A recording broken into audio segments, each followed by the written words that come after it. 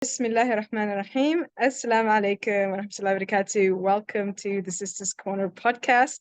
And today I have a very, very special guest. You can see how excited she is. I'm also excited, subhanAllah. This is such a long overdue podcast, subhanAllah. I've been keeping up with your content and mashallah, there's so much to learn. One of the topics that we're going to be focusing on today is financial literacy and why it is such an important thing. But before we get into that, Sister Hafsa, please give us an introduction of yourself and your work. Walaikum salam wa rahmatullahi wa barakatuh. My name is Hafsa Taher. I'm a certified business and life coach. I got certified last year with previously as a life coach, but recently as a Muslim life coach with the Discovery Youth life coaching program. And my main goal over the last couple of years has been to help women become strong believers, whether it's in their business or finances, their all sorts of areas. And even though I'm not a fitness coach or a money coach, but as a life coach, I'm able to help you figure out your goals, figure out your values, and help you get from where you are and where you want to get to. Alhamdulillah, that is amazing, subhanAllah. And yeah, like I said, I've been keeping up with your content, and we really need this type of guidance for Muslim women. So that does lead me to my first question. Why is financial literacy such an important thing that we should all be invested in? You know, there was a time in the Muslim community, like about almost 50, 60 years ago, where women could take the seat back and kind of just rely on men. You know, they'd be like, oh, I don't know anything about money. My husband does everything, you know. But, you know, given the times we live in, and I'm not saying prepare for the worst, right? I'm not saying women should be prepared, like expect the worst to happen in your life, right? But given the times we live in, actually, if you go back even further than the last 100 years or so, you will see women were strong, financially strong. Women had their own inheritance. Women that had their own financial freedom, independence, right? And subhanAllah, I'm actually part of this organization. They got a letter from a lawyer saying this woman left them $100,000 in her will. Subhanallah, Wow. and this organization is like, we haven't spoken to her since the 90s. That was the last time we worked with her. And subhanAllah, and the lawyer just sent an email saying there's something in the will up for you. Once the inheritance has been figured out, we'll let you know, right? And 2 years later, they get this amount of like over $100,000. That's a woman leaving your legacy, right? And imagine like subhanAllah, the reward she gets for years and years and years after she's left the world, right? And I feel like as women, we want to support the organizations we want to support the causes we want to support. As when you want to write this in my will and be able to give all my wealth to this organization, you know, all the extra that after the will's been distributed. Yeah. SubhanAllah. And it's, you know, it's not even that, you know, even like those women who used to rely on their husbands, they had the financial literacy to be able to manage their homes. You know, 100%. a woman who doesn't know how to budget, a woman who doesn't know how to run her house, even that needs, you know, some sort of financial understanding, some sort of financial literacy. And I think that is so overlooked for us as women that we don't even focus on this. We don't even invest in this. But it wasn't always like that. It's like, I want to say the last couple 100 years that women have kind of we've kind of started living in silos, right? This is his thing, this is my thing, right? When in fact, like you said, being empowered in a sense of like, I know where the money is going. I know what's happening with the money. I know how to save, you know. I know how to save, how to invest, how to spend, how to give, you know, all of that, right? Being able to be like, you know what, I have an understanding and I know how to contribute to this. Even if you're not contributing financially, with your intellect, with your skills, with your creativity, you know? Yeah, no, absolutely. It gives you much more ability to expand into what you can do. And it doesn't even matter what your goals are, right? It helps you in everything, literally everything. Like I even know of a sister who her husband died, right? So she was like a homemaker type, never got out of the house. Her husband died and he had a huge business. And she's like, had my husband not taught me financial literacy, how was I supposed to run that business for him when he That's died? right. Right. So she's like, my financial literacy is what helped me to SubhanAllah. continue to run the business, continue to take care of my family, you know? So because I always feel like, you know, like you mentioned, it's either this or it's either that. It's like, no, you have to you know it That's it. all, you know, get it That's all. it. Right. Don't, because it's going to benefit you in so many different ways. Right. And And okay, so you know how a lot of women say, "Oh, I don't know, I'm really bad at money, I'm really bad at math, that's why I don't do this stuff." I mean, these are women that are so smart. We can learn anything we want to learn. And yes, I mean, yes, like we weren't taught how to handle money growing up, maybe, like we weren't taught how to do a zakat, we weren't taught how to budget, 100%. These are things that they don't teach us in schools, right? They don't teach us how to budget in school. They don't teach us how to like do our taxes in school. I get that, but we learned a million things. We can do hard things. So I know all these women listening are really smart women. So don't underestimate yourself. Don't give me that BS of, oh, it's too complicated. It's not. You set your mind to it, you can figure it out. subhanallah, subhanallah, beautifully, beautifully said. Okay, so that being said, what do you think is the best type of business that a woman can get into in our current situation? We Yeah, have the yeah, technology, we have the resources online. What is the best way that a woman can, you know, make the best yeah. out of this? Just recently I was at the speed mentoring event, and this woman was like, I want to start an export import business. I want to get stuff from like back home and sell them in Canada. And what's the business I should get into? And I was like, you know what? There's so many things you can do. It really depends on what you are passionate about. Like we have to stop thinking about, oh, where can I make the most money? Because then it comes from a place of like, oh, I should be doing this. I should be like, it comes with this heaviness. We want to find things that we're excited about. Maybe there are people that are excited about it. They just love working with kids. Maybe their choice of career or their choice of business, or their choice of part-time hustle might be babysitting. Maybe there are people that are like, you know what, I just don't have the patience with babies. I'd rather just sit behind a computer and do on a website. Really working on what you're good at, what your genius zone is. What is like one thing that you're like, this is exactly what I was made to do. Figuring that out, figuring out what gets you in the zone and figuring out what are the opportunities there. Because like a lot of people will tell you, oh, you can make money by doing this. You can make money by doing this. Yes, you can, but if you're not passionate about it, how are you going to keep going?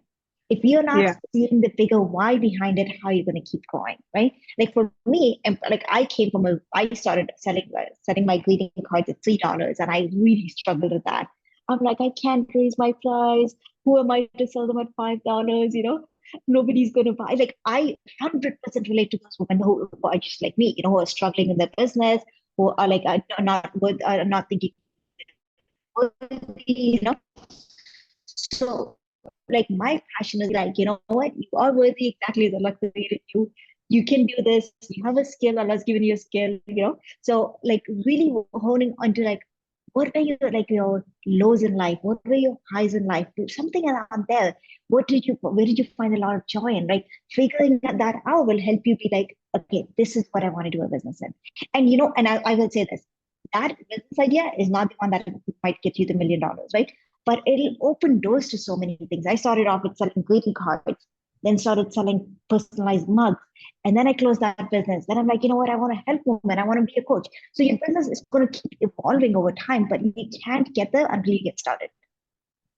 Does that Subhanallah. answer your question? Yes, it definitely does. Now, one of the questions that I do get is a lot of women. So I do super Muslim coaching, right? Yes. I'm telling sisters, what are your goals? And Yes. let's get started. And one of the biggest questions that I get from these sisters is they know their goals, they Yes. know what they want, but they have a Yes. fear. Yes. So how do they beat this fear? Yes. This is really interesting because it's kind of like thinking, how do I eat an elephant, right?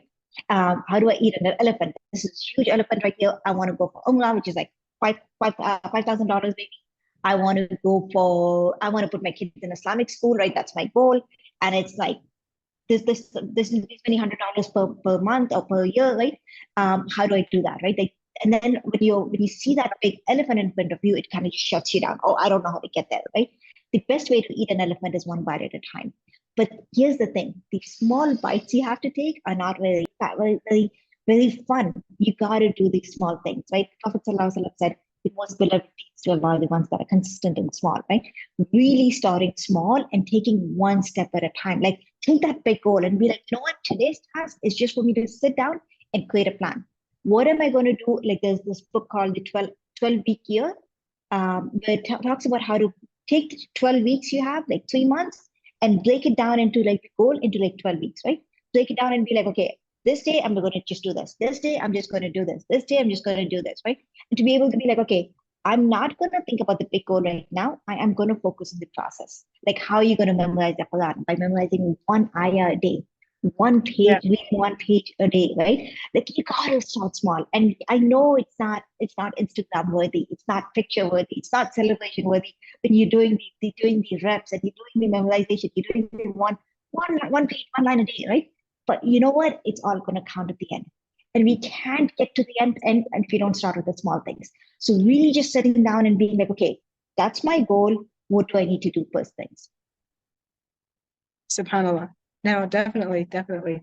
I think when we thinking too much, it's like it was this example that I saw of somebody who was trying to get up the stairs, but instead of like walking Yes, each step, they were just like stretching their leg over that's trying to get to right. the top, and That's they just it. never reached there, right? But how could you reach Yes, there? You just take one step at a time, one step at a that's time, right.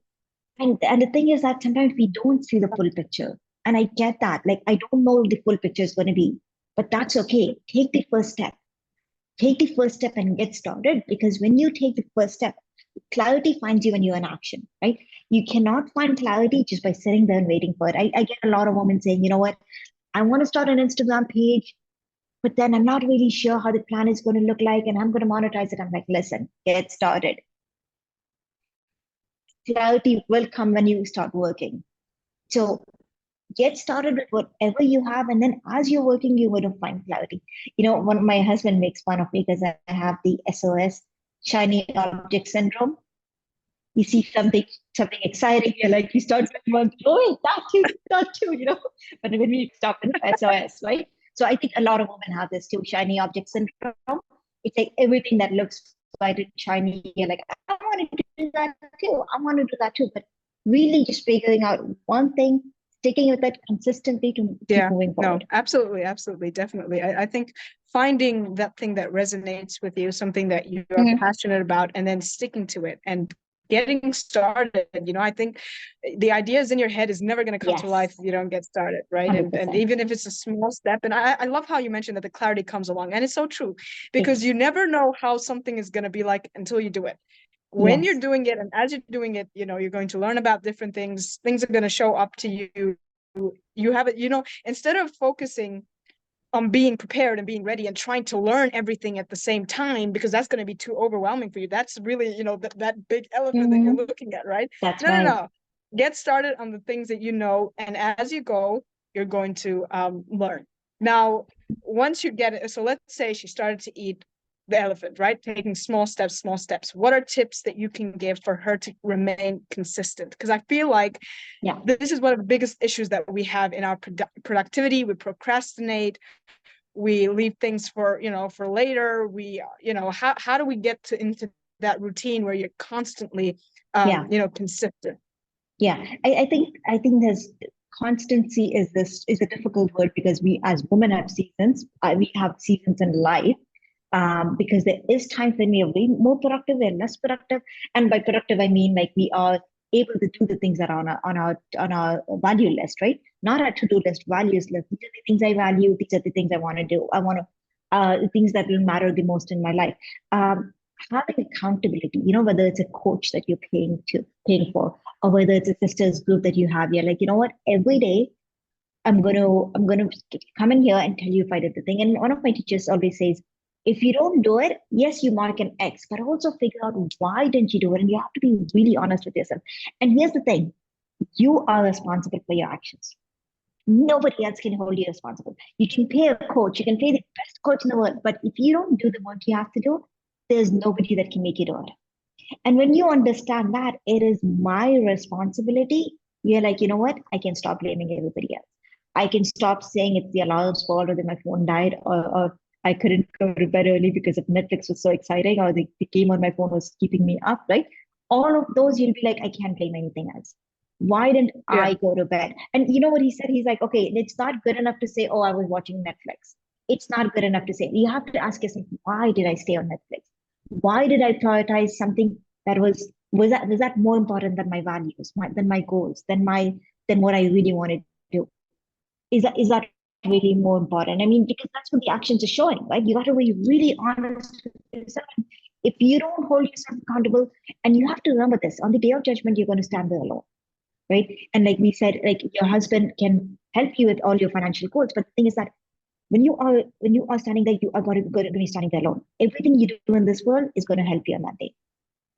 Yeah. Everything that you do in this world, whether it's being able to sow these seeds, like Prophet said, even if it's the last hour, sow the seeds, right? So the plant the seeds, so the plant, plant. But like, even if it's like tiny things that you can do for yourself to be a better you can make any of those excuses to be like, oh, or whatever it is, right? You have to really be responsible for yourself and say, hold yourself responsible and say, this is my responsibility. This is what I said I would do. How am I showing up with my according to my values? Subhanallah, subhanallah. I think that's really, really great advice, particularly on the part of the accountability level of respect where we listen to ourselves. Yes. Because I mean, just think about it. Even if you have like a coach, why are you do it because the coach tells you, but why don't you do it because you tell yourself to do Yes. it? Right? Yes. That's self-respect. Like 100%. why don't you respect yourself to say, I'm going to sleep Yes. at this time, I'm going to do that, I'm going to do that, and you do it. I think also another thing that I have discovered from my coaching of the sisters is a lot of sisters lack the passion, and that's what Yeah. leads No, to not knowing your procrastination. why. If you Yes. don't have a reason, what you're doing, it has to be the reason you breathe. You understand? If it's not the reason that you wake up in the morning, then you're not going to be excited to wake up in the morning. It has to be something that you're looking forward to, and that comes from passion. But now, just to go a level above, one of the things that I have discovered is, especially, we're not just talking about a woman that goes into business or does something like that. No, we're talking about a Muslim who does that, right? That's right. And for That's right. you to do that, everything that you do, whether even if it's like marriage or a career or a business, whatever it is, if it's not related to your purpose as a Muslimah, will always be that level of this, let's check your intentions, right? You love doing this, right? Now let's see how you can use that for it to be a part of your deen, a part ibadah in a way, because you mentioned you standing there in front of Allah subhanahu wa ta'ala, and he's going to ask you about everything that you did, right? Yes. And let's just be honest, if you're doing something for the money, there's going to come a time where that is not going to be satisfying to you. You're going to get tired of it, you're going to get overburdened. But if you're doing it because of the passion, right, and then on top of that, that passion is related the full, you have it all. You understand? It's like That's a full right. cycle of happiness. And That's so right. whenever I'm coaching sisters, I'm telling them, what do you want to do with your life? How do you relate that to your purpose? And how passionate are you about it? Because the biggest reason why we're procrastinating, the biggest reason why you're not getting up and doing it, right? You're not forcing yourself to do it, is because you're not passionate about, I mean, I just think about, I want to be a filmmaker, right? I want to make films, Islamic films. And I remember that when I first started writing a few films, it was just like random films, right? And I went through a journey where my teacher taught me, right? He was like, what is your purpose in life as a Muslim, right? And I was like, yeah, well, it's to worship Allah. And he's like, it's not just praying and fasting, it's everything that you do. Every So way. how can you love, the video editing, the storytelling, how can you take that and make it something that you that will be a part of your ibadah, that will be for Allah subhanahu wa ta'ala, that when you stand in front of Allah, Allah's going to say, I gave you a skill, I That's gave you right. something that you're What did passionate you about, do now with did it? you use that What do you do with that, right? So then I started to think, okay, so I can make like Islamic films, right? I have sisters who tell me I can make a business that helps Muslims. I mean, especially in the time that we're living in, I think just one of the greatest things that I saw was Salam Cola, if you've heard of it. They were like, Yes, look, you have that's this right. company that's funding a genocide. This That's is the right. guy who said, I know business. That's I know, right. you know, to work in with inventories and stuff. Okay, let me use my skills for the ummah. Even though you That's might have, right. you know, like a couple of years ago, you might have never thought that you could No, do something like that with an Islamic that's right. intent. But then what That's happens right. now, your purpose Yeah, and your passion, they come together.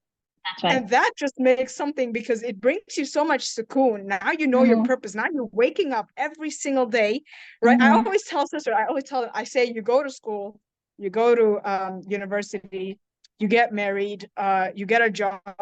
How much time does that take from That's your right. life? Like, let's say 80% of your life.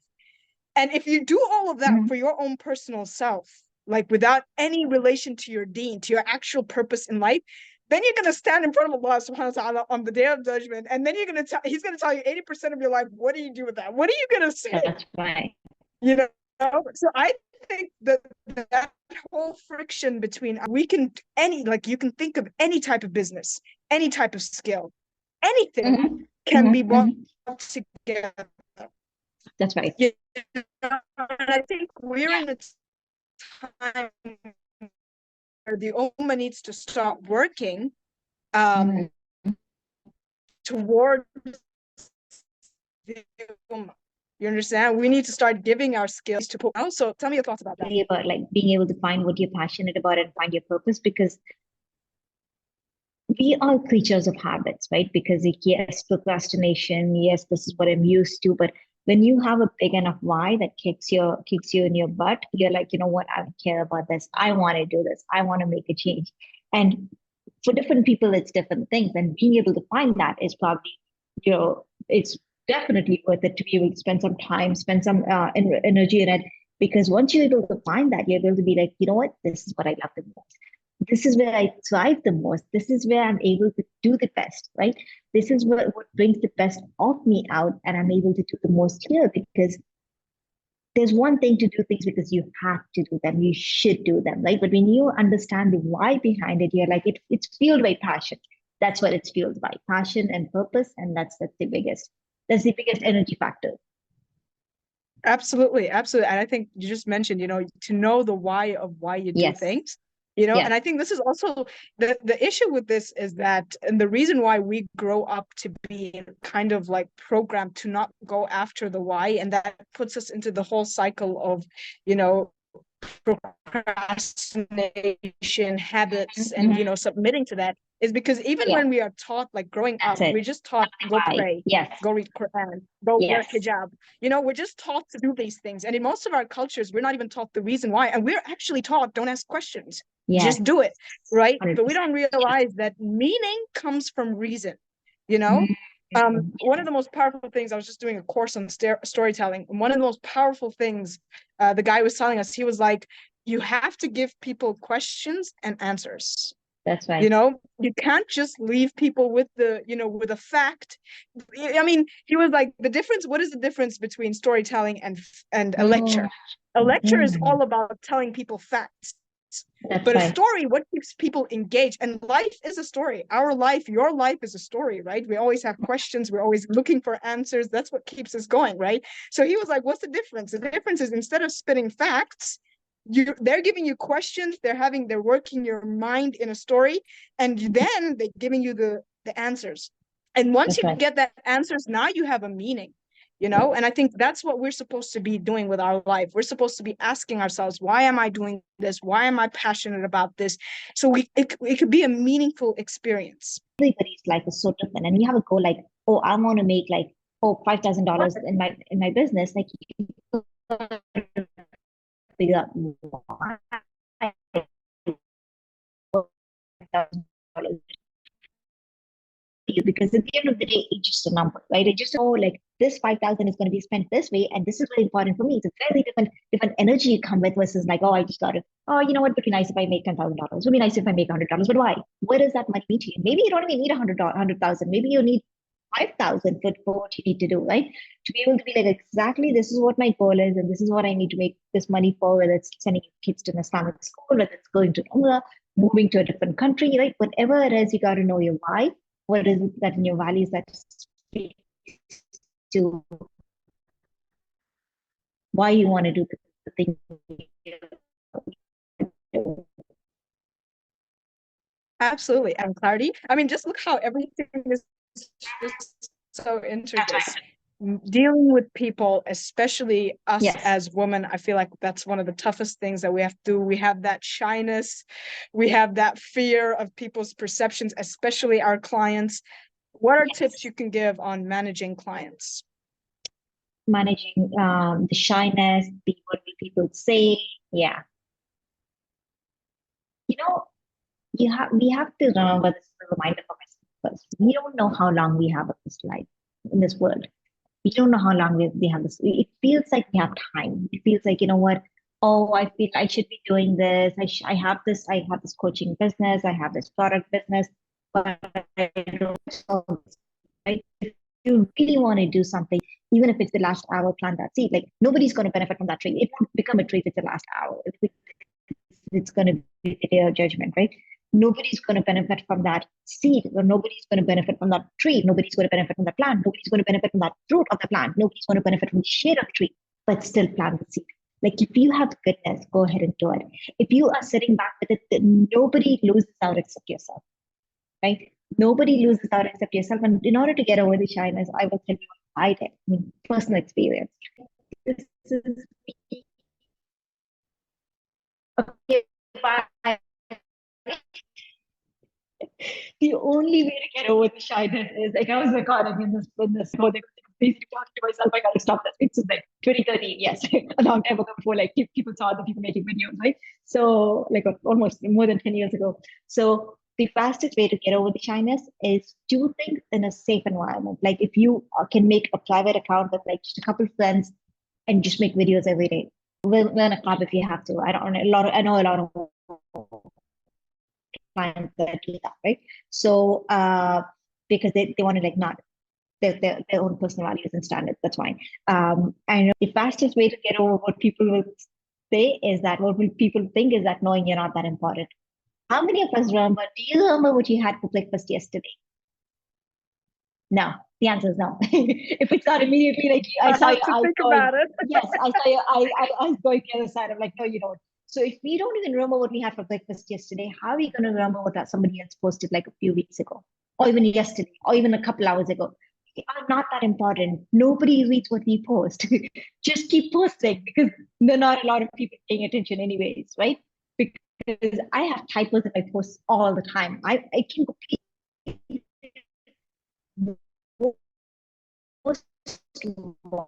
other posts, like hundreds and hundreds of like shares. One person will say, "You're missing a two here, you're missing a here, you're missing a third here." I'm like, okay, goes to show nobody Yeah, cared. To do. No, don't worry about what people will say because nobody has time to talk about you. Nobody will care about you. Nobody. Do the good you want to do because it could be your last day anyway. Subhanallah, subhanallah. I think that's very, very powerful.